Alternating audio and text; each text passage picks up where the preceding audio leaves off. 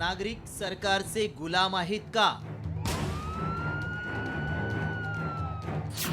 Police पंतप्रधान मुख्यमंत्र्यांचे नव्हे, जनतेचे सेवक. पोलिसांच्या हुजरेगिरीला न्यायमूर्तींची चपराक. गेल्या काही दिवसांपासून सरकार विरोधात आवाज उठवणाऱ्या आणि आंदोलन करणाऱ्यांना थेट तुरुंगात डांबण्याच्या पोलिसांच्या वाढत्या कारवायांना मुंबई उच्च न्यायालयानं जोरदार चपराक लगावली आहे. मुंबई पोलिसांच्या हुकुमशाहीवर कोर्टानं तीव्र शब्दात ताशेरे ओढत चक्क पोलिसांनाच दंड ठोठावण्याचा इशारा दिलाय.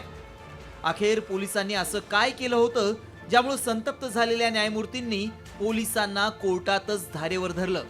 पहा. सोशलिस्ट डेमोक्रेटिक पार्टी ऑफ इंडियाचे सरचिटणीस सईद अहमद अब्दुल वाहिद चौधरींनी NRC आणि ज्ञानवापी मशीद वादानंतर सरकारी निर्णयांच्या विरोधात आंदोलनात सहभाग घेतला होता. आंदोलनात त्यांनी गृहमंत्री अमित शहा मुर्दाबाद, भाजप मुर्दाबाद अशा घोषणा दिल्या होत्या.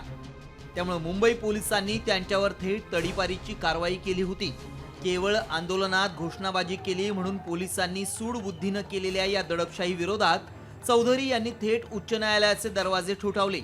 मुंबई उच्च न्यायालयात झालेल्या सुनावणी दरम्यान न्यायमूर्ती माधव जामदार यांनी या पोलिसांच्या कारवाईची लखतरं वेशीला टांगली. पोलिसांची ही बेकायदा कारवाई पाहून न्यायमूर्तींनी त्यांना चांगलंच फैलावर घेतलं. न्यायालयाच्या या आक्रमक भूमिकेमुळे सरकारची आणि पोलिसांची कोर्टात कमालीची नाचक्की झाली आहे. न्यायालयानं पोलिसांना कायद्याचे धडे शिकवत नेमकं काय सुनावलं? पहा. नागरिक हे सरकारचे गुलाम नाहीत आणि पोलीस पंतप्रधान आणि मुख्यमंत्र्यांचे नोकर नाहीत. पोलीस हे जनतेचे सेवक आहेत. त्यांनी राज्यघटनेतील मूलभूत अधिकारांचा आदर केला पाहिजे. आंदोलनात सरकार विरोधी घोषणाबाजी करणं हा राज्यघटनेनं दिलेला अभिव्यक्ती स्वातंत्र्याचा अधिकार आहे. केवळ मुर्दाबादच्या घोषणा दिल्या म्हणून एखाद्याला तडीपार करणं हा कायद्याचा गैरवापर आहे. तुमच्यावरही काही गुन्हे आहेत आणि ते रद्द करायचे असतील तर तुम्हीही पक्षांतर करा. तिथे एक वॉशिंग मशीन आहे. एकीकडे झाड पडून विद्यार्थ्याचा मृत्यू होतो तर विधान भवनात कोणत्या नेत्यानं पक्षांतर केलं, त्याला काय पद मिळालं यावर चर्चा सुरू असते.